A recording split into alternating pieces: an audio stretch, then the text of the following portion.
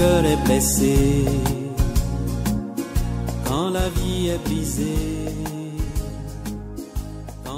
Dans un monde où l'autorité est souvent contestée, soupçonnée ou confondue avec le pouvoir, Monseigneur Nicodème Anani Bariga Bénissant nous invite à un autre regard. À travers son livre « Crise d'autorité, abus de pouvoir » et la profondeur spirituelle de ses chansons, cette série de podcasts explore ce que signifie exercer l'autorité autrement. Non pas comme domination, mais comme service et responsabilité partagée.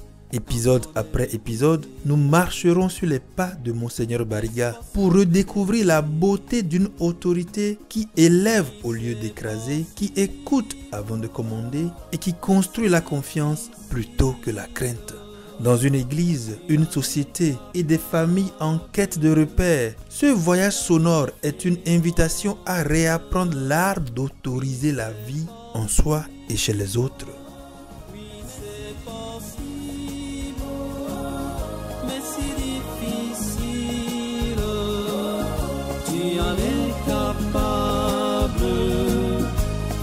Différence.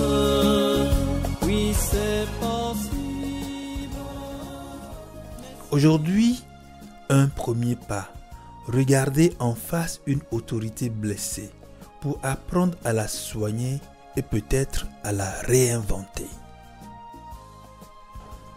L'autorité a besoin d'être soignée et purifiée car elle est malade. Ces mots du cardinal Dieudonné Nzapala Inga ouvrent le livre de Monseigneur Nicodème Bariga, Crise d'autorité, abus de pouvoir. Et cette maladie, ces symptômes se font sentir partout, dans nos familles, dans nos institutions et jusque dans l'Église.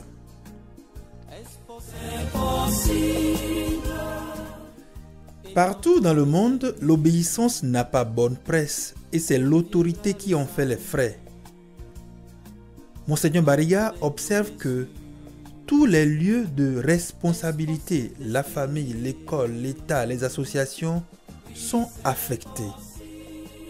Comme si quelque chose s'était brisé entre ceux qui guident et ceux qui suivent. Alors la crise d'autorité se pose-t-elle en termes de déclin ou de transformation? Monseigneur Bariga écrit: de plus en plus de personnes, à tort ou à raison, contestent les formes d'autorité traditionnelles. Mais le monde moderne, à son tour, produit des formes d'autorité auxquelles les mêmes se soumettent comme sans le savoir. Dans nos sociétés hyper connectées, d'autres voix s'imposent. Celles des réseaux, des leaders d'opinion, des figures publiques. L'autorité d'hier s'efface, mais d'autres dominations, parfois plus subtiles, prennent sa place. L'auteur va encore plus loin. Il dit: le plus urgent n'est pas de rétablir l'autorité, mais d'enseigner aujourd'hui l'art d'en contester certaines. Voilà un vrai paradoxe. Comment contester l'autorité tout en la servant? C'est que l'autorité, en apparence contraire à la liberté, vise en réalité à la faire grandir.